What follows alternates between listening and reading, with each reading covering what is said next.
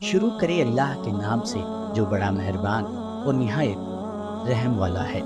حضرت یونس کا ذکر قرآن پاک میں بار بار آیا ہے۔ سورہ عام، سورہ یونس، سورہ صفات اور سورہ انبیاء میں آپ کا ذکر مبارک ملتا ہے۔ آپ ملک عراق کے شہر نینوے میں پیدا ہوئے تھے، جس شہر کی طرف آپ کو نبی بنا کر بھیجا گیا تھا۔ اس کی آبادی 1 لاکھ یا اس سے کچھ زیادہ تھی۔ آپ بھی لوگوں کو بت پرستی سے منع فرماتے تھے اور ایک اللہ کی عبادت کی تعلیم دیتے تھے، برائیوں سے منع کرتے تھے اور اچھائیوں کی ہدایت کرتے تھے۔ اس بات سے آپ کی قوم آپ کی دشمن ہو گئی۔ آخر قوم کی بار بار مخالفت سے تنگ آ کر آپ نے فرمایا کہ اب اللہ کا عذاب تم پر آ کر رہے گا، اور یہ کہہ کر دریا کی طرف چلے گئے۔ ایک کشتی جانے کے لیے تیار تھی، اس پر سوار ہو کر روانہ ہو گئے۔ جب کشتی بیچ دریا میں پہنچی تو رک گئی۔ ملاح نے کہا، اس کشتی میں کوئی غلام ہے جو اپنے مالک سے بھاگ کر آیا ہے، جب تک وہ نہیں اترے گا کشتی نہیں چلے گی۔ قرآن ڈالا گیا تو آپ کا نام نکلا۔ لوگوں نے زبردستی آپ کو دریا میں پھینک دیا۔ اللہ کا کرنا ایسا ہوا کہ ایک مچھلی دیر سے منہ کھولے کھڑی تھی، اس نے آپ کو نگل لیا۔ لیکن حضرت یونس علیہ السلام برابر اللہ کی پاکی اور بزرگی بیان کرتے رہے۔ اگر آپ اللہ کی پاکی اور بزرگی بیان کرنے والے نہ ہوتے تو قیامت تک مچھلی کے پیٹ میں رہتے، مگر اللہ تعالیٰ بہت مہربان اور رحمت والا ہے۔ وہ ہر توبہ کرنے والے کی توبہ قبول کرتے ہیں اور ہر پناہ چاہنے والے کو پناہ بخشتے ہیں۔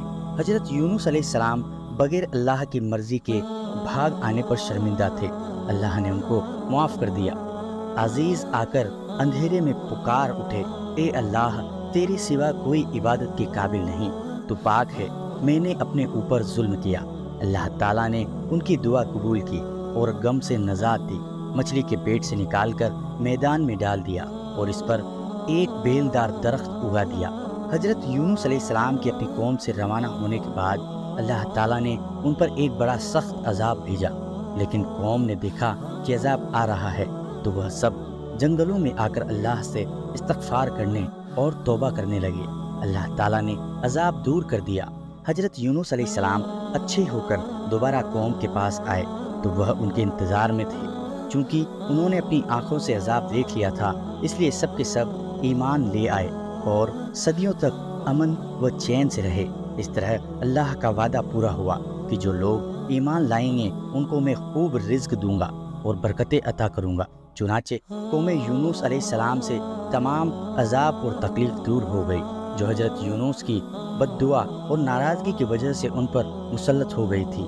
حضرت یونس علیہ السلام نے مچھلی کے پیٹ میں جو دعا کی کہ اے اللہ، تیرے سوا کوئی عبادت کی قابل نہیں، تو پاک ہے، میں نے اپنے اوپر ظلم کیا۔